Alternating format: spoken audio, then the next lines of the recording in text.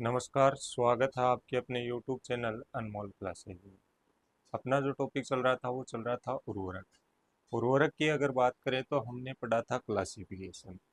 उर्वरक की अगर बात करें कि कब भारत में प्रचलन में आया, तो प्रचलन की अगर बात करें तो भारत में उर्वरक प्रचलन में आया था हरित क्रांति के समय।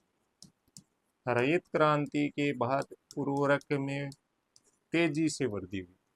अगर हम बात करें सन 1947 की, जब अपना देश क्या हुआ था, आज़ाद हुआ था, तो उस टाइम उर्वरकों की जो खपत थी वो खपत कितनी थी? 35,000 टन।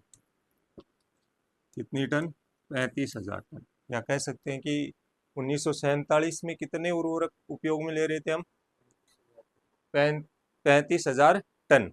इतना ही उर्वरक हम फसलों में डाल रहे थे। लेकिन हरित क्रांति की अगर बात करें 1966 और 67 की अगर हम बात करें, तो यहाँ तक ये पहुंचकर कितना हो गया था? 8.6 लाख टन। कितना हो गया था? 8.6 लाख टन हो गया। ठीक है, तो हम कह सकते हैं हरित क्रांति के बाद उर्वरकों का क्या बढ़ा बेटा? खपतें बढ़ी। ठीक है, क्लियर यहाँ तक? पिछले जो वीडियो में हमने पढ़ा था वो पढ़ा था उर्वरकों का क्लासिफिकेशन। उर्वरकों का क्लासिफिकेशन मात्रा की सॉरी पोषक तत्व की उपस्थिति के आधार पे हमने पढ़ा था। उसमें हमने पढ़ा था कि नाइट्रोजिनस फर्टिलाइजर कौन से होते हैं, कितने प्रकार के होते हैं। नाइट्रोजिनस कितने थे? 4 प्रकार के थे। कौन कौन से? पहला था अमोनियम, दूसरा था नाइट्रेट, तीसरा था अमोनियम एंड नाइट्रेट, और चौथा कौन सा था? एमाइन। ठीक है, उसके बाद पढ़े थे हमने फॉस्फेटिक। फॉस्फेटिक कितने प्रकार के थे? 3 प्रकार के। कौन कौन से? पहला था वाटर सोल्यूबल, जिसको क्या कहा था हमने? जल विलेय। दूसरा था सीट्रेट, एसिड सोल्यूबल, जिस या हिंदी में बोले तो सीट्रिक अम्ल विलेय। तीसरा जो था अपने पास वो क्या था? इनसोल्यूबल। क्या था? इनसोल्यूबल। किसमें? वाटर में और सीट्रिक एसिड में। ठीक है, पानी में और सीट्रिक एसिड दोनों में ही क्या था? अविलेय था। क्या था? अविलेय। ठीक है, तीसरे जो नाइट्रोजनी उर्वरक, सॉरी हम कह सकते हैं तीसरा जो हमने हमारे पास उर्वरक है पोषक तत्व की उपस्थिति के आधार पे, वो कौन सा है बेटा? पोटासिक उर्वरक। कौन सा है? पोटासिक उर्वरक। कौन सा है? पोटासिक उर्वरक। ठीक है, ऐसे उर्वरक जिनसे पोटास अपने को मिलता है। क्या मिलता है? पोटास, या कह सकते हो पोटेशियम। क्या मिलता हो? पोटेशियम। ठीक है, अब जितने भी उर्वरक हैं वो किस पे बेस्ड होते हैं? एनपीके। ठीक है, तो उपस्थिति हम किसके आधार पे करते हैं? प्राइमरी पोषक तत्व के आधार पे। कितने? किसके आधार पे? प्राइमरी। ठीक है, पोषक तत्व को दो भागों में हमने बांटा था। आवश्यक पोषक तत्व। अगर पोषक तत्व की भी अगर बात करें तो पोषक तत्व को भी कितने भागों में बांटा है? दो भागों में। कौन कौन से? आवश्यक और लाभदायक। कौन से हैं? आवश्यक और लाभदायक। आवश्यक पोषक तत्वों को हमने कितने भागों में बांट दिया था? दो भागों में, मात्रा के आधार पे। मात्रा के आधार पे कितने भागों में? दो। कौन कौन सा? पहला था प्राइमरी, जिसको हम क्या कहते हैं हिंदी में? प्राथमिक। और दूसरे कौन से थे? सॉरी, पहला कौन सा था अपने पास? मैक्रो न्यूट्रिएंट था। कौन सा था? मैक्रो। कौन सा था? मैक्रो। और दूसरा कौन सा था? माइक्रो। इसको तो कहते हैं वरहद। कौन से तत्व कहते हैं? वरहद। इसको हम कौन से कहेंगे? सूक्ष्म। कौन से कहते हैं? सूक्ष्म। ठीक है, अब इन वरहद को हमने कितने भागों में बांटा था? दो। पहला कौन सा था? प्राइमरी। कौन सा था? प्राइमरी। और दूसरा कौन सा था? सेकेंडरी। कौन सा था? सेकेंडरी। ठीक है, इसको तो हिंदी में क्या बोलते हैं हम? प्राथमिक। क्या बोलेंगे? प्राथमिक। और इसको क्या बोलेंगे? द्वितीयक। कौन से पोषक तत्व है? द्वितीयक। ठीक है, अब जो पोषक तत्व की उपस्थिति के आधार पे उर्वरकों का वर्गीकरण किया गया है वो कौन से पोषक तत्व के आधार पे?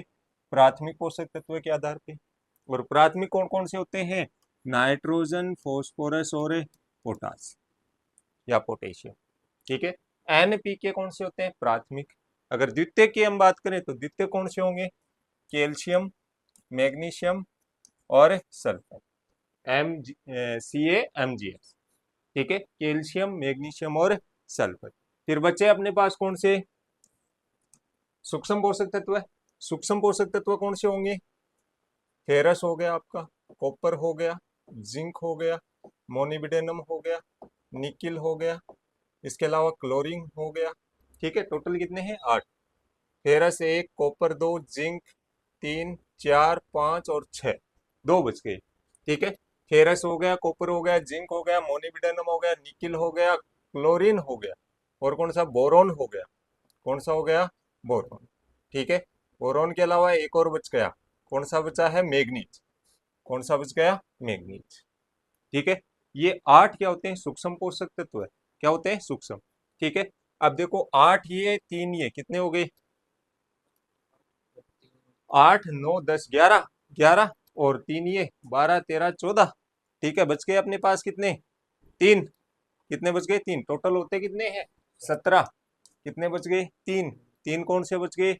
CHO। और ये पौधे हैं वो कहाँ से ग्रहण करते हैं, कहाँ से एब्जॉर्ब करते हैं? एयर एंड वाटर, जल और वायु से क्या करते हैं? इनको प्राप्त करते हैं। जल और वायु से इनको क्या करेंगे? प्राप्त। ठीक है, क्लियर यहाँ तक? तो जितना भी अपने अभी तक क्लासिफिकेशन पढ़ा है वो किस पे बेस्ड पढ़ा है? प्राइमरी पोषक तत्व। ठीक है, जितने भी फर्टिलाइजर हैं वो किस पे बेस्ड होंगे? प्राइमरी पोषक तत्व। ठीक है, क्लियर यहाँ तक? फिर बात करते हैं हम किसकी? पोटासिक फर्टिलाइजर की या पोटासिक उर्वरक की? किसकी बात करेंगे? पोटासिक फर्टिलाइजर या पोटासिक उर्वरक की। ठीक है, अब पोटासिक उर्वरक में बात करें तो ऐसे उर्वरक जिनसे पौधों को क्या प्राप्त होते हैं? पोटेशियम प्राप्त होता है, उनको हम क्या कहते हैं? पोटासिक उर्वरक। ठीक है, जो प्रोवाइड करते हैं प्लांट्स को कौन सा न्यूट्रिएंट? पोटासिक न्यूट्रिएंट, उनको हम क्या कहेंगे? Potassic fertiliser. क्या कहेंगे? Potassic fertiliser. ठीक है, पोटासिक फर्टिलाइजर को हम कितने भागों में बांटते हैं बेटा? 2 भागों में। कितने टाइप हैं इसके? टाइप की अगर बात करें तो कितने हैं? 2 टाइप, 2 प्रकार हैं। ठीक है, कौन कौन से? तो पहला आता है क्लोराइड युक्त, क्लोराइड युक्त, या इंग्लिश में बोले तो विद क्लोराइड। और दूसरे की अगर हम बात करें तो क्लोराइड विहीन या क्लोराइड रहित, क्लोराइड रहित। और ये क्या था? क्लोराइड युक्त। ठीक है, क्लियर? इसको इंग्लिश में क्या बोलेंगे? विथ क्लोराइड, और इसको क्या बोलेंगे? Without chloride. क्या बोलेंगे? Without chloride. ठीक है, दोनों में कोई ज्यादा विशेष बात नहीं है। क्लोराइड युक्त जिसमें किसकी प्रेजेंस हो, किसकी उपस्थिति हो? क्लोराइड की हो, या क्लोरीन को, क्लोरीन तत्व की उपस्थिति हो, उसको हम क्या कहेंगे बेटा? और जिसमें आपके क्लोरीन की उपस्थिति ना हो, ठीक है, या कह सकते हो क्लोरीन की अब्सेंस हो, उसको हम क्या कहेंगे? विदाउट क्लोराइड फर्टिलाइजर या क्लोराइड रहित उर्वरक। ठीक है, क्लियर? अब पहला है अपने पास क्लोराइड युक्त उर्वरक। कौन सा है? क्लोराइड युक्त उर्वरक। अब क्लोराइड युक्त उर्वरक की हम बात करें तो इस कौन से उर्वरक होंगे? जिनमें किसकी प्रेजेंस हो? क्लोराइड की। किसकी प्रेजेंस हो? क्लोराइड की। अब कौन कौन से उर्वरक आते हैं? तो आपका एक आता है म्यूरेट ऑफ पोटास, जिसको हम क्या कहते हैं? MOP। क्या कहते हैं? MOP। और कितने परसेंट होती है इसमें? 60% क्या मिलता है अपने को? पोटास में। कितना मिलता है? 60%। ठीक है, फिर दूसरा आता है पोटेशियम क्लोराइड। Potassium chloride. एक और ध्यान में रखते हैं, जो ये उर्वरक हैं इनका यूज हम सोलेनेसी कुल की फसलों में नहीं करते। कौन से कुल की? सोलेनेसी। सोलेनेसी कुल की कौन सी हो गई? जैसे टमाटर हो गया, आलू हो गया। टमाटर, आलू, मिर्च, ये कौन सी होती हैं? सोलेनेसी कुल। ठीक है, तो इसका उपयोग हम किस में नहीं करेंगे? एक तो टमाटर में नहीं करेंगे, टमाटर या टमाटो में नहीं करेंगे, एक आलू या पटेटो, एक चिल्ली या मिर्च बोल सकते हो, कैप्सिकम है जो, मिर्च। ठीक है, क्लियर? यहाँ इसके अलावा और अगर बात करूं तो तंबाकू है, तंबाकू में भी इसका उपयोग नहीं करते। मिर्च है, मिर्च में भी इसका उपयोग नहीं करते। सॉरी, मिर्च तो लिखवा दिया। इसके अलावा चाय है, क्या है, चाय, चाय में भी इसका उपयोग नहीं करते। इसमें नहीं करते, चाय, चाय में भी इसका उपयोग नहीं करेंगे इस, ठीक है ना, इनमें इसका उपयोग नहीं करते हैं। अब कारण क्या है, अब देखो टमाटर में आपने क्लोराइड युक्त उर्वरक का या कह सकते हो एमओपी का अगर प्रयोग कर दिया, किसका प्रयोग कर दिया, एमओपी का, एमओपी का प्रयोग करते ही इसकी भंडारण क्षमता क्या हो जाएगी, कम, भंडारण क्षमता क्या हो जाती है, कम, या कह सकते हो टमाटर जल्दी क्या हो जाएगा, खराब। दूसरा, मिर्च की अगर बात करें तो मिर्च में भी जल्दी सड़ने गलने लगती है, डिकम्पोजिशन है वो क्या हो जाता है, जल्दी हो जाता है, क्योंकि क्लोराइड है वो क्या करता है, इनको जो डिकम्पोज करने वाला या विघटित करने वाला एंजाइम है उसकी सक्रियता को क्या कर देगा, एक्टिविटी को क्या कर देता है, बढ़ा देता है, सक्रियता को क्या कर देगा, बढ़ा देगा। इसलिए ये जो टमाटर है वो क्या हो जाते हैं, जल्दी खराब। यही आलू में कंडीशन है, इसकी भी भंडारण क्षमता क्या हो जाएगी, कम, आलू जल्दी खराब हो जाएगा। यही मिर्च में है, ठीक है। तंबाकू की अगर बात करें तो तंबाकू में बीड़ी सिगरेट होती है, तो बीड़ी सिगरेट जलाते हैं, धीरे धीरे जलती है ना, तो आपने क्लोराइड अगर उर्वरक डाल दिया उसमें तो वो क्या होगा, एक कागज जैसे जलता है, कागज की आग लगाते हैं तो जैसे जलता है ना, वैसे वो जलने लग जाएंगी, जल्दी फास्ट जलेंगी, ठीक है ना। तो इसलिए तंबाकू की भी क्या हो जाती है, गुणवत्ता खराब। और तंबाकू की पत्तियों का हम यूज करते हैं, किसका उपयोग करते हैं, पत्तियों का, ठीक है, क्लियर है यहाँ तक। चलो फिर अब नेक्स्ट है उर्वरक, है अपने पास कौन से, क्लोराइड विहीन पोटासिक उर्वरक या विदाउट क्लोराइड फर्टिलाइजर, ठीक है, या क्लोराइड रहित उर्वरक। अब इन उर्वरकों से प्राप्त होने वाला पोटास अपेक्षाकृत क्या होगी, महंगी होती है, या कह सकते हैं ये उर्वरक क्या होंगे, महंगे होते हैं, अक्सेम अक्सेम एक्सपेंसिव होते हैं, क्या होते हैं, एक्सपेंसिव, ठीक है, क्लियर है यहाँ तक। The potash obtained from these fertilizer is relatively expensive, कैसे होते हैं, एक्सपेंसिव, ठीक है। फिर नेक्स्ट है, एग्जाम्पल की अगर बात करें तो कौन सा है बेटा, पोटेशियम सल्फेट, कौन सा है, पोटेशियम सल्फेट, कितनी पोटास मिलती है इससे, 48 से 52%। दूसरा आता है पोटेशियम नाइट्रेट, इससे क्या मिलेगा, पोटेशियम भी मिलेगा और क्या मिलेगी, नाइट्रोजन, पोटेशियम कितना होता है इसमें। फिर आता है नेक्स्ट पोटेशियम कार्बोनेट, इससे कितनी मिलेगी पोटेशियम अपने को, 65%, कितने, 65%, ठीक है, क्लियर। चलो फिर अगर उर्वरकों की हम बात करें बेटा, उर्वरकों की अगर बात करें तो ऐसा बताते हैं कि एक समय ऐसा था कि किसान है वो क्या नहीं करने देता था, अपने खेत में उर्वरक नहीं डालने देता था।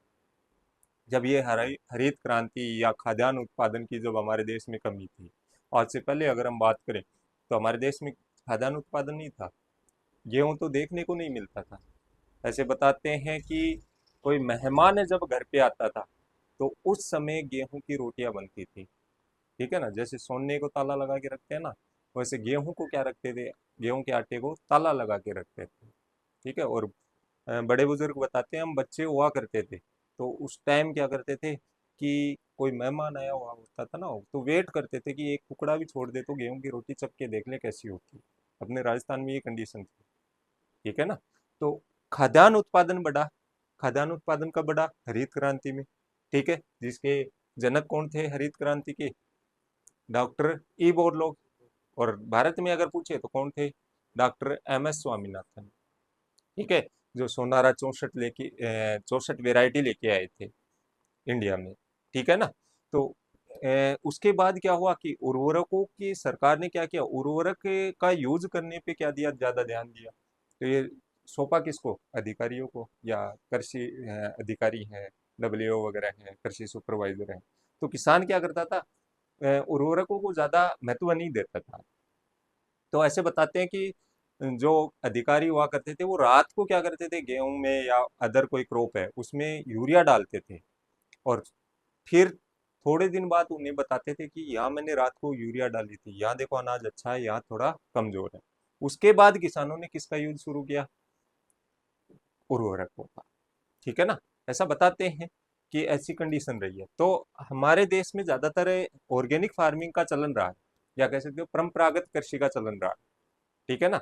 हरित क्रांति के बाद में जैसे जैसे कृषि में विकास होने लग गया, वैसे वैसे उर्वरकों की खपत क्या होगी, बढ़ गई। जैसे मैंने बताया था कि 1947 की अगर बात करें तो कितनी खपत कितनी थी, 35,000 टन। कितनी थी, 35,000 टन, जो बढ़कर कितनी हो गई थी, 66-67 में कितनी हो गई थी, 8 लाख टन। लगभग कितनी हो गई थी, 8 लाख टन, ठीक है। तो हरित क्रांति के समय ही ये उर्वरकों का चलन बढ़ा है, ठीक है। अब इनके नुकसान ज्यादा है, केमिकल्स क्या करेंगे, नुकसान करेंगे, ठीक है। अब जरूरी नहीं है कि आप उर्वरक ही दो तो आपकी सारी पोषक तत्वों की पूर्ति हो जाएगी, ये जरूरी नहीं है, क्योंकि इनसे भी पोषक तत्व है पौधों को उपलब्ध होने के लिए किसकी आवश्यकता होती है, सूक्ष्म जीवों की। किसकी आवश्यकता होती है, सूक्ष्म, जैसे नाइट्रोसोमोनास और नाइट्रोबैक्टर थे, है ना।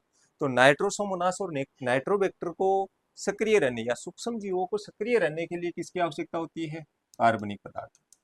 और ये कार्बनिक पदार्थ कहाँ से मिलेंगे बेटा, जीवाश्म खादों से। किससे मिलेंगे, जीवाश्म खादों से, ठीक है ना। तो उर्वरकों के साथ साथ किसकी ये आवश्यकता होगी खेत में, कार्बनिक खादों। किसकी आवश्यकता होगी, खादों। और खाद्य क्या करती है, मृदा की भौतिक दशा में भी सुधार करती है। भौतिक दशा जैसे सोइल फिजिकल कंडीशन की अगर बात करें तो सोइल टेक्सचर हो गया, ठीक है। इसके अलावा एरिएशन हो गया, सोइल एरिएशन है, वाटर होल्डिंग कैपेसिटी है, ठीक है। इन सभी चीजों को क्या बढ़ाता है, हिंदी में बोले तो मृदा कणाकार है, मृदा के कणों के आकार, साइज ऑफ सोइल पार्टिकल्स, उसको हम क्या कहते हैं, सोइल टेक्सचर या मृदा कणाकार, ठीक है। दूसरा आता है वाटर होल्डिंग कैपेसिटी। तो वाटर होल्ड करने की जो कैपेसिटी है सोइल की, उसको हम क्या कहते हैं, वाटर होल्डिंग कैपेसिटी, या हिंदी में बोले तो जल धारण क्षमता। कितनी देर मृदा है वो जल को धारण करके रखती है, अपने अंदर रोक के रखती है, उसको हम क्या कहेंगे, जल धारण क्षमता। वायु संचार क्या है, मृदा से वायु का बाहर निकलना और वायुमंडल की वायु का मृदा में प्रवेश करना क्या कहलाएगा, वायु संचार। क्या कहलाता है, वायु संचार। तो कार्बनिक खाद्य क्या करती हैं, पोषक तत्व प्रदान करती हैं, लेकिन वो धीरे करती हैं, और ये क्या करते हैं, जल्दी पोषक तत्व प्रदान करते हैं, ठीक है ना। और इसके साथ साथ कार्बनिक खाद्य किसमें सुधार करती है, मृदा की भौतिक दशा, ठीक है। क्लियर यहाँ तक।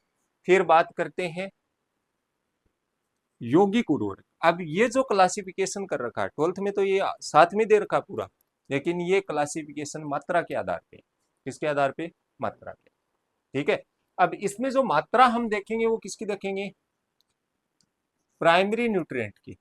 ओनली किसकी देखते हैं, प्राइमरी की। सेकेंडरी को काउंट नहीं करेंगे इसमें। कौन से की देखेंगे, प्राइमरी की। और प्राइमरी कौन से थे अपने पास, NPK। प्राइमरी का मतलब प्राथमिक पोषक तत्व है, कौन से थे, NPK, ठीक है। अब देखो यौगिक कौन से हैं, कंपाउंड फर्टिलाइजर कौन से होते हैं, जिनमें एक से अधिक क्या मिलते हो अपने को, प्राइमरी न्यूट्रिएंट मिलते हैं। क्या मिलते हो, एक से अधिक क्या मिलते हो, प्राइमरी, ठीक है। एक से अधिक प्राथमिक पोषक तत्व जिनमें मिलते हैं बेटा, उनको हम क्या कहते हैं, यौगिक उर्वरक। क्या कहते हैं, यौगिक, ठीक है। एक टर्म और आता है जिसका नाम है मिश्रित उर्वरक, मिक्स्ड फर्टिलाइजर। मिश्रित उर्वरक या कह सकते हो क्या, मिक्स्ड फर्टिलाइजर, ठीक है।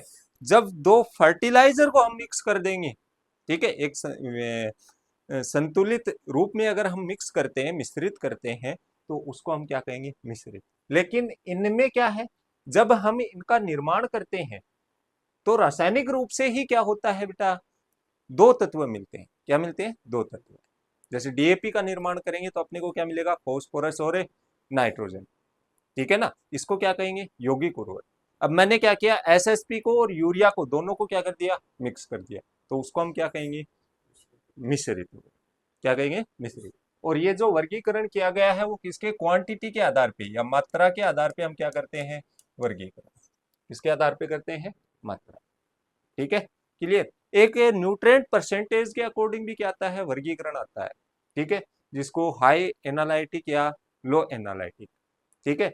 उच्च विश्लेष्य, हिंदी में बोलते हैं उच्च विश्लेष्य, विश्लेषण उर्वरक, और एक निम्न, निम्न विश्लेषण।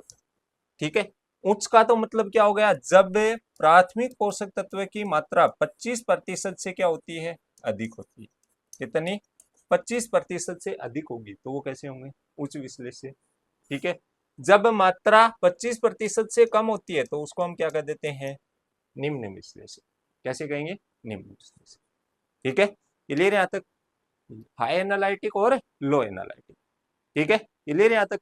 चलो फिर आगे देखो, सबसे पहले बात करते हैं होते क्या है, कौन से उर्वरक होते हैं ये। तो उर्वरक की अगर बात करें, परिभाषा की हम बात करें, ऐसे उर्वरक जिनका प्रयोग भूमि में एक से अधिक प्राथमिक पोषक तत्व है। कौन से पोषक तत्व है, प्राथमिक पोषक तत्व है, देने के लिए करते हैं तो उनको हम क्या कहते हैं, यौगिक उर्वरक। क्या कहेंगे, यौगिक। ठीक है, fertiliser which are used to provide more than one nutrient, more than one primary nutrient, one primary nutrient to the soil are called compound fertiliser. उनको हम क्या कहेंगे, कंपाउंड फर्टिलाइजर। ठीक है, एग्जाम्पल की अगर बात करें तो एग्जाम्पल कौन सा हो गया, डाई अमोनियम फॉस्फेट। और भी अगर बात करें तो एक और पढ़ाया था पीछे, पोटाशिक में पढ़ाया था, पोटेशियम, पोटेशियम नाइट्रेट।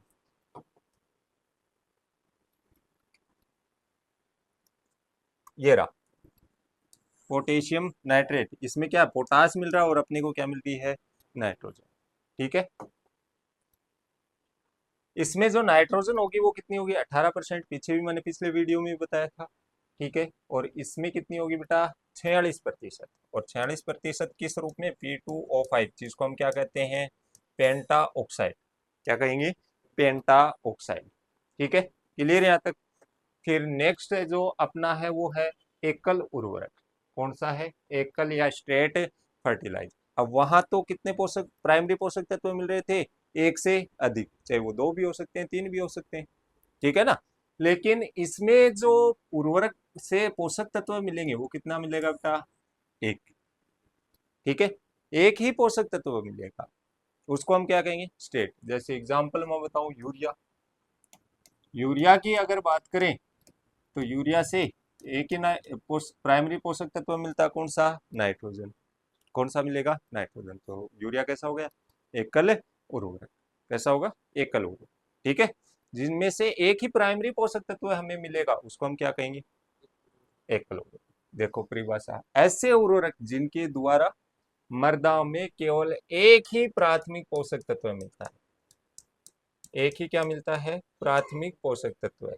ठीक है ना, या एक ही प्राथमिक पोषक तत्व की पूर्ति की जाती है, एकल उर्वरक कहलाते हैं।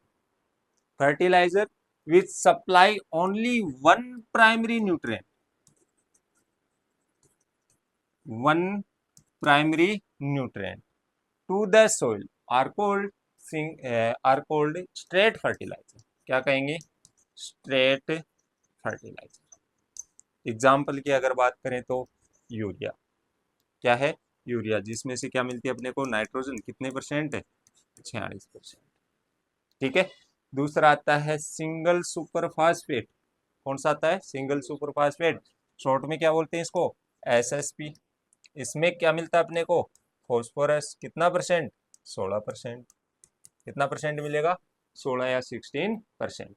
दूसरा आता है म्यूरेट ऑफ पोटास, जिसको शॉर्ट में हम क्या कहते हैं, MOP।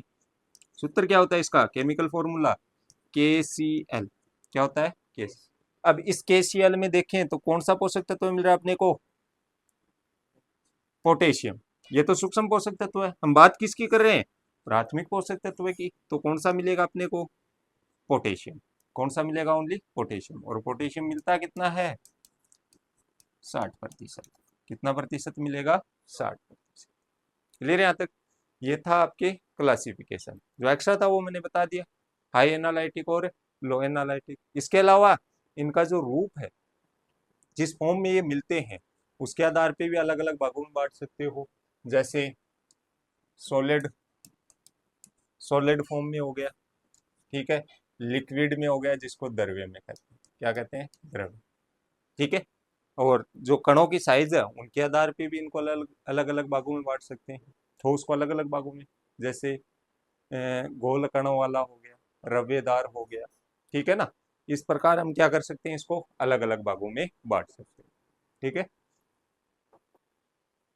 फिर पहला उर्वरक आता है यूरिया, ठीक है। और यूरिया है वो बेटा टोटल जो फर्टिलाइजरों की जो खपत है, कंज्यूम करते हैं, उनमें से कितना परसेंट यूरिया को यूज करते हैं, टोटल में से 84%, या सीधी सी भाषा में कहे तो कुल जितने भी उर्वरकों का यूज हो रहा है इंडिया में, उसका 84% हम क्या यूज में लेते हैं, यूरिया।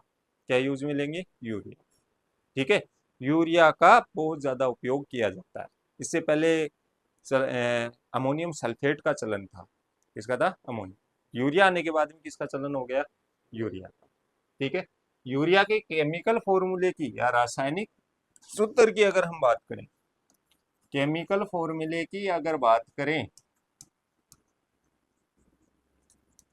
केमिकल फॉर्मूला क्या होगा, NH2CO NH2, ठीक है। एमाइड के 2 मोल होंगे और कार्बन ऑक्सीजन के कितने होंगे, एक, ठीक है।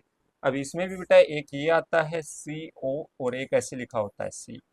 दोनों में क्या होता है, डिफरेंस होता है। दोनों में क्या होगा, डिफरेंस। क्या डिफरेंस होगा दोनों में,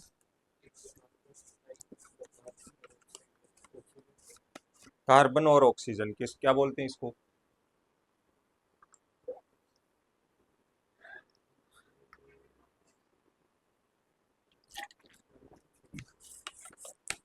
कार्बन मोनोऑक्साइड, क्या कहते हैं। जो ऊपर वाला है इसको तो क्या कहेंगे, कार्बन मोनोऑक्साइड। और ये है, ये किसका सूत्र होता है, कोबाल्ट। किसका होता है, कोबाल्ट। किसका सिंबल, सॉरी सूत्र नहीं, सिंबल। किसका सिंबल होता है, कोबाल्ट का, ठीक है ना। यहाँ क्या है, एक कार्बन है और एक क्या है, ऑक्सीजन, और 2 मोल किसके हैं, एमाइड। किसके हैं, एमाइड, ठीक है। इस यही कई बार ऐसे लिखा हुआ जाता है, जैसे NH2 का होल ट्वाइस CO, या ऐसे लिखा हुआ मिल जाएगा CONH2 का होल ट्वाइस, ठीक है किसका फॉर्मूला, यूरिया। इसका है यूरिया, ठीक है, क्लियर यहाँ तक। फिर ये कैसा उर्वरक है, कार्बनिक, जो पीछे बता दिया। क्यों, क्योंकि इसमें किसकी प्रेजेंस है बेटा, कार्बन की। एक और था, क्या नाम था उसका, कैल्शियम साइनेमाइड, ठीक है। दूसरा, भारत में, यह भारत में किसानों द्वारा सबसे ज्यादा उपयोग किया जाने वाला क्या है, उर्वरक है, बता दिया मैंने। It is the most widely used fertiliser by farmers in India. फिर है, संपूर्ण नाइट्रोजन का 90% से अधिक भाग यूरिया के रूप में कारखानों में क्या होता है, निर्मित, ठीक है। 100% जो यूरिया फर्टिलाइजर, कौन से फर्टिलाइजर, जो नाइट्रोजन देते हैं, उनमें 90% किस रूप में नाइट्रोजन तैयार की जाती है, यूरिया के, ठीक है, क्लियर यहाँ तक। फिर है, more than 90% of the total nitrogen is produce in factories in the form of A urea. फिर आता है, इसमें नाइट्रोजन किस रूप में होती है, इसको क्या कहते हैं हम, एमाइड। तो किस फॉर्म में होगी, एमाइड की। तो किस रूप में होती है नाइट्रोजन, एमाइड के रूप में। In this nitrogen is in the amide form. और एमाइड का फॉर्मूला क्या होता है बेटा, NH2, ठीक है। 3 पढ़ने को मिलेंगे तुम्हें, ठीक है ना, 3 फॉर्मूले। पहला आता है NH2, ठीक है। फिर आएगा NH3 और तीसरा आएगा NH4, ठीक है ना। ये 3 ही पढ़ने को ज्यादा मिलेंगे, ठीक है, क्लियर। NH वालों में 3 मिलेंगे, ठीक है। तीनों को याद रखोगे, नाम इसका तो क्या होता है, एमाइड। क्या होता है, एमाइड। इसका क्या होगा, अमोनिया। क्या होता है, अमोनिया।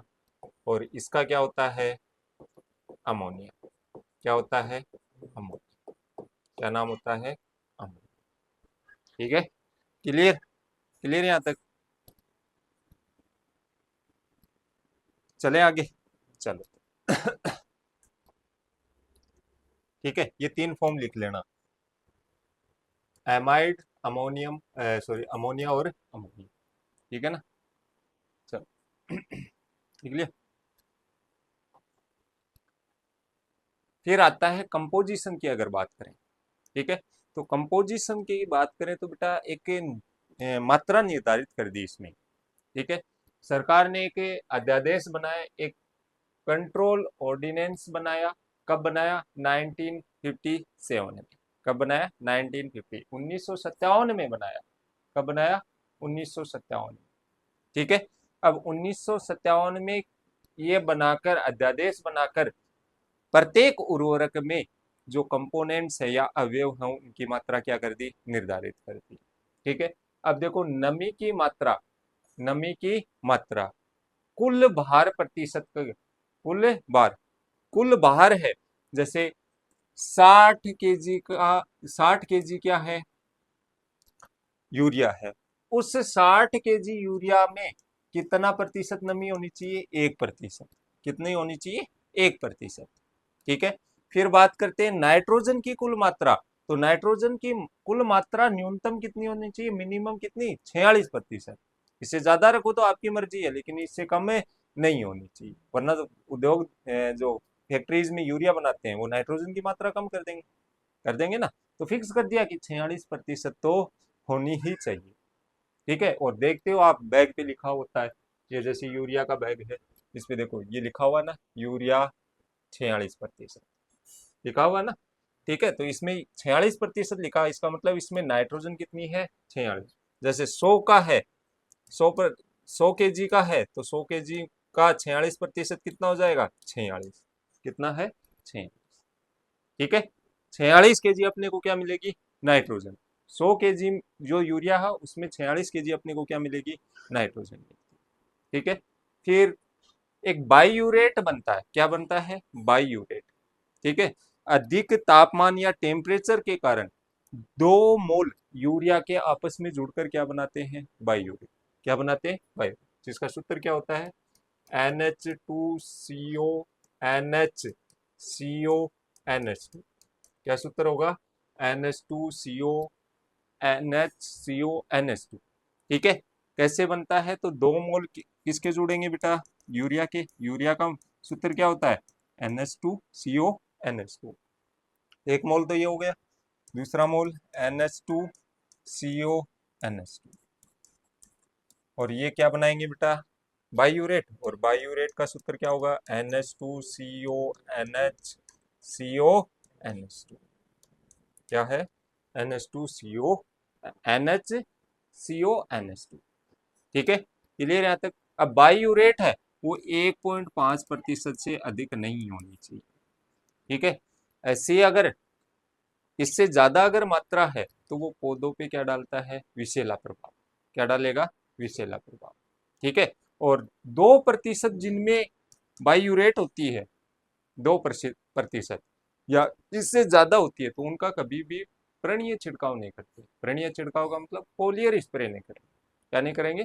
फोलियर, ठीक है। उसका घोल बनाकर, यूरिया को घोल बनाकर या सॉल्यूशन बनाकर भी हम क्या कर सकते हैं? प्रयोग में ले सकते हैं, लिक्विड रूप, लिक्विड के फॉर्म में कर सकते हैं ना, तरल की अवस्था में कर सकते हैं। तो ऐसे उर्वरक का हम प्रयोग घोल बनाकर या फोलियर स्प्रे है या कह सकते हो प्रणीय छिड़काव नहीं करेंगे, ठीक है। फिर गोल कणाकार जो IS छलनी, ठीक है, ये छलनी है, ठीक है। IS छलनी 320, 320 क्या है? जो इसमें छेद होते हैं ना, इन छेदों का क्या है? ये 320 आकार है, ठीक है।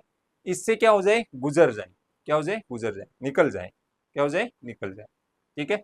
तो पहला था moisture total weight percentage, maximum कितना होना चाहिए? 1%, इससे ज्यादा नहीं होना। फिर टोटल नाइट्रोजन परसेंटेज मिनिमम कितना होना चाहिए? 46। फिर बाईयूरेट परसेंटेज मैक्सिमम कितना होना चाहिए? 1.5%। फिर round granular which pass is CV 320, ठीक है। क्लियर यहाँ तक? चलो, फिर बात करते हैं गुण। तो कलर कैसा होता है यूरिया का? सफेद, व्हाइट कलर का दिख रहा है। कैसा कलर का है? व्हाइट। फिर बात करते हैं, it is rapidly soluble in water, ये जल में शीघ्र क्या होती है? घुलनशील। जल में क्या हो जाएगी, शीघ्र घुलनशील। जैसे पानी में डालोगे पानी में क्या हो जाती है, घुल जाती है, इसी कारण इसकी लीचिंग क्या होती है, ज्यादा। ठीक है, लीचिंग को ही हिंदी में क्या कहते हैं, लीचिंग है, लीचिंग को ही हिंदी में क्या कहते हैं, निक्षालन भी नाम आता है, निक्षालन, या क्या नाम आता है, अपक्षालन। क्या आता है, अपक्षालन। कंफ्यूज नहीं होना, ठीक है ना। कुछ बुकों में या कुछ जगह क्या मिलता है, अपक्षालन, कुछ जगह क्या बोलता है, निक्षालन, और कुछ जगह क्या लिखा हुआ मिलेगा हिंदी में ही ऐसे, लीचिंग। क्या लिखा हुआ मिलेगा, लीचिंग। ठीक है ना, क्या लिखा हुआ मिलता है, लीचिंग। ठीक है, लीचिंग का मतलब ही क्या है कि पानी के साथ पोषक तत्व का नीचे जाना, क्या कहलाता है, लीचिंग। ठीक है, फिर बात करते हैं नमी शीघ्र ग्रहण करते हैं।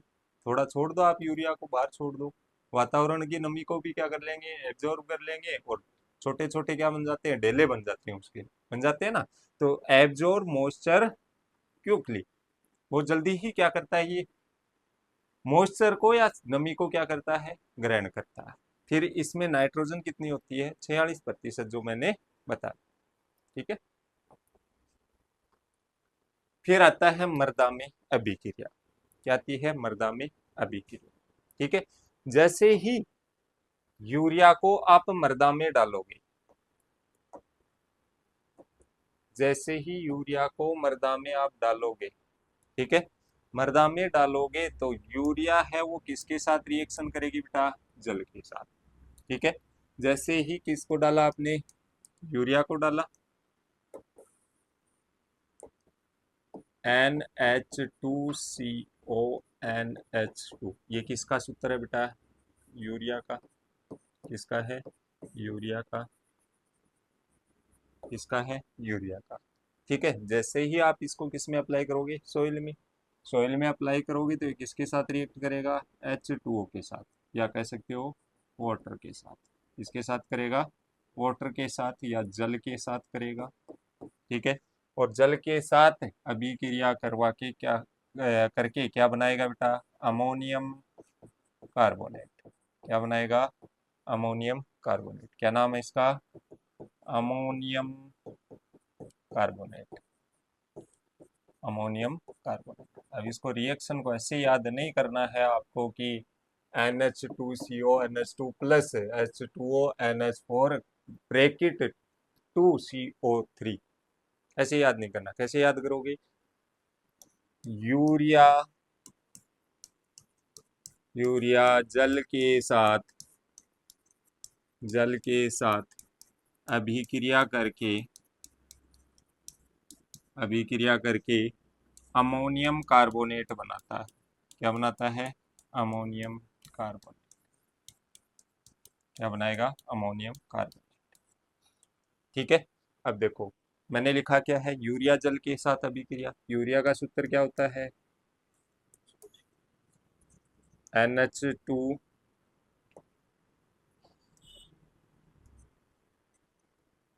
NH2CO NH2, पहला नाम क्या है, यूरिया, सूत्र लिख दिया मैंने।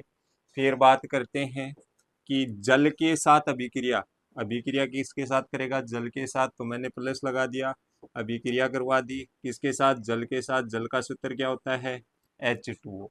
क्या होगा, H2O से अभिक्रिया करके, अभिक्रिया मैंने पूरी करवा दी, तीर का निशान लगा दिया, क्या बनाएगा, अमोनियम कार्बोनेट। अब अमोनियम कार्बोनेट का सूत्र क्या होता है, NH2 सॉरी NH4।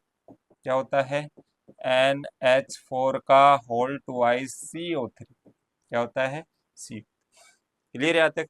अब क्या होगा बेटा, ये अमोनियम कार्बोनेट है वो किसमें टूट जाएगा, अपने आयंस में। किसमें टूट जाएगा, अपने आयंस। ठीक है, अब मैं क्या करूँ, NH4 का होल ट्वाइस CO3, अब ये किस में टूटेगा, अपने आयंस में। NH4 क्या हो जाएगा, अलग हो जाएगा, और CO3 क्या हो जाएगा, अलग। इस पे कैसा चार्ज है, पॉजिटिव। अब ये अमोनियम कहाँ अधिशोषित हो जाएगा, मृदा के कणों पे। कहाँ अधिशोषित होगा, मृदा के कणों पे, या कह सकते हो कले पे। तो पहले कले पे उपस्थित क्या था बेटा, कैल्शियम। क्या उपस्थित था, कैल्शियम। अब ये जो अमोनियम था वो किसके साथ है, कले के ऊपर अधिशोषित हो जाएगा। किसके ऊपर अधिशोषित होगा? कले पे। अब कले पे अधिशोषित होगा तो कैल्शियम को क्या कर देगा? रिप्लेस कर देगा, और कैल्शियम की जगह क्या आ जाएगा? अमोनिया। क्या आ जाएगा? अमोनिया।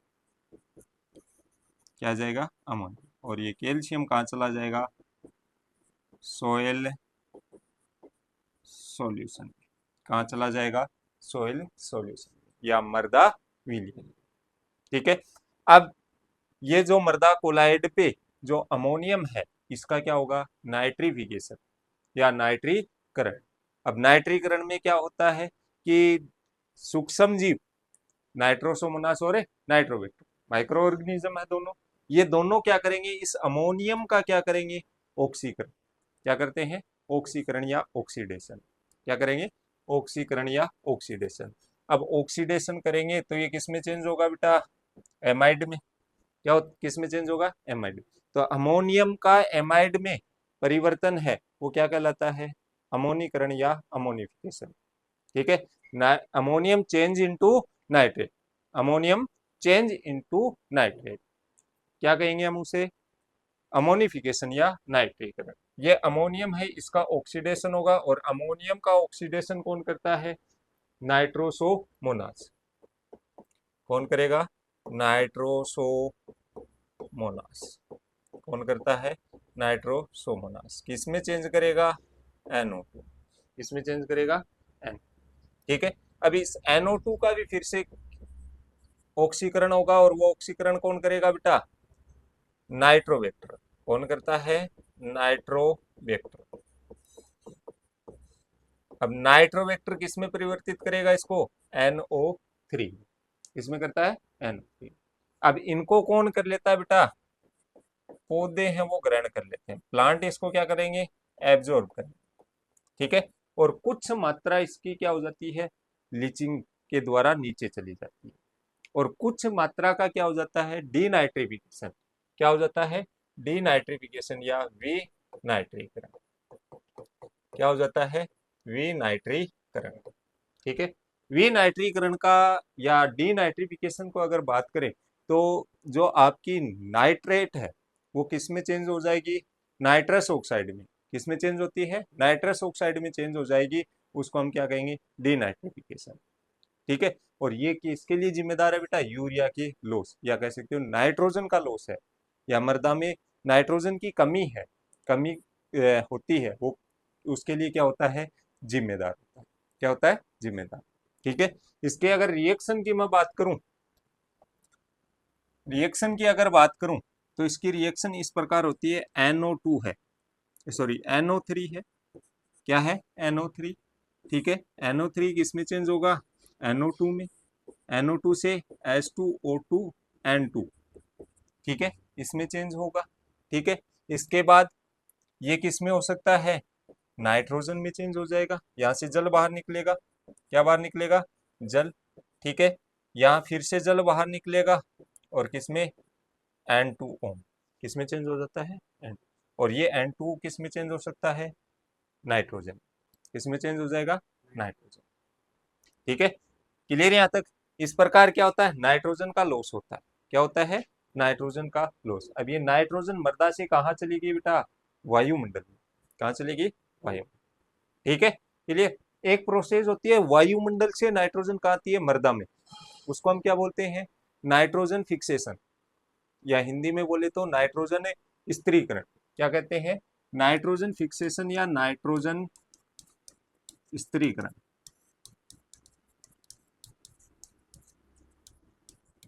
और ये नाइट्रोजन स्थिरीकरण कौन करता है? सूक्ष्म जीव करते हैं। अब सूक्ष्म जीव देखो, ये दो प्रकार के होते हैं सूक्ष्म जीव। एक सिम्बायोसिस जिसको हम कहते हैं सहजीवी, और एक क्या होते हैं? एसिम्बायोसिस जिसको हम क्या कहते हैं? असहजीवी। अब दोनों में फर्क इतना ही है कि ये तो स्वतंत्र रूप से क्या करते हैं? नाइट्रोजन फिक्सेशन इंडिविजुअली करेंगे ये तो, लेकिन ये क्या करेंगे? किसी दूसरे लिविंग ऑर्गेनिज्म की हेल्प से क्या करेंगे? Nitrogen fixation. जैसे एग्जांपल मैं इसका बताऊं तो राइजोबियम। क्या है? राइजोबियम। अब राइजोबियम क्या करता है? जो पल्सेज क्रॉप्स होती हैं, जो दलहनी फसलें होती हैं, उनमें क्या करता है, नोड्यूल बना के रहता है। क्या बना के रहता है, नोड्यूल या ग्रंथि। क्या बना के रहता है, ग्रंथि। ठीक है, अब ये तो पादप से क्या लेगा बेटा, कार्बोहाइड्रेट। प्लांट से क्या लेगा, कार्बोहाइड्रेट। अब प्लांट कहेगा मैं तेरे को कार्बोहाइड्रेट दे रहा हूँ, तो बदले में मेरे को भी कुछ ना कुछ चाहिए। तो ये क्या कहेगा, चल मेरे पास और कुछ तो नहीं है, लेकिन मैं तेरे को क्या दे सकता हूँ, नाइट्रोजन। तो ये प्लांट को क्या देगा, नाइट्रोजन। ठीक है, शुरुआती अवस्था में ये पादप पे डिपेंड नहीं रखता है, प्लांट पे डिपेंड नहीं रहता। ठीक है, बाद में ये किस पे डिपेंड होता है, प्लांट पे। ठीक है, ये क्या करते हैं, स्वतंत्र रूप से करते हैं। जैसे एग्जांपल बीजीए, बीजीए क्या करेगा, वायुमंडलीय नाइट्रोजन का क्या करेगा, स्टोर करता रहेगा। अपने जो टिश्यू टिश्यू फॉर्मेशन है, जी उत्तक निर्माण है, उसमें क्या करता रहेगा, उपयोग करता रहेगा। जब ये मरेगा तो ये मर्दा में क्या प्रदान करेगा, नाइट्रोजन। क्या प्रदान करता है, नाइट्रोजन। क्लियर है यहाँ तक, ठीक है। चलो देखो, पहला आता है बेटा, यूरिया का मृदा में प्रयोग करने पर यह नमी के संपर्क में आकर पूर्णतः घुल जाती है। पानी में तो क्या है, घुलनशील तो है, तो नमी के संपर्क में आती है, क्या हो जाती है, घुल जाती है। ठीक है, तथा यूरिएज एंजाइम की उपस्थिति में, एंजाइम याद रखोगे इसमें कौन सा एंजाइम है, यूरिएज। कौन सा है, यूरिएज। यूरिएज एंजाइम की उपस्थिति में जल के साथ क्रिया करके क्या बनाएगा, अमोनियम कार्बोनेट। क्या बनाएगा, अमोनियम। ठीक है, जैसे रिएक्शन CONH2 का होल NH2 का होल ट्वाइस, क्या है, NH2 का होल ट्वाइस किसके साथ रिएक्शन करेगा, जल के साथ, वाटर के साथ, और किसकी उपस्थिति में, यूरिएज एंजाइम की उपस्थिति। किसकी उपस्थिति में, यूरिएज, और क्या बनाएगा, अमोनियम कार्बोनेट। क्या बनाता है, अमोनियम कार्बोनेट, जो पीछे मैंने समझाया। ठीक है, फिर नेक्स्ट हम बात करते हैं, अब ये अमोनियम कार्बोनेट है, वो किस में टूट जाएगा, आयंस में। किस में टूट जाएगा, आयंस में। अमोनियम कार्बोनेट शीघ्र ही सूक्ष्मजीव ऑक्सीकरण द्वारा अपघटित होकर किसमें टूटता है, अमोनियम तथा कार्बोनेट आयन बनाता है। Ammonium carbonate quickly decompose by microbial oxidation to from to form ammonium and carbonate ions. ठीक है, ये जैसे रिएक्शन है, अमोनियम कार्बोनेट था, किसमें टूट गया, अमोनियम में और कार्बन, अमोनियम और कार्बन। ठीक है, क्लियर यहाँ तक। फिर नेक्स्ट हम देखते हैं, नेक्स्ट है, टाइम हो गया क्या,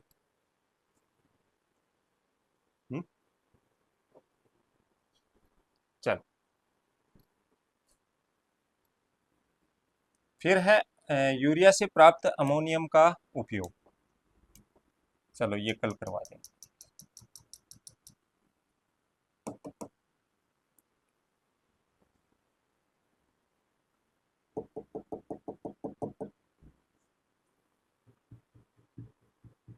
चलो ये कल करवा, थैंक यू।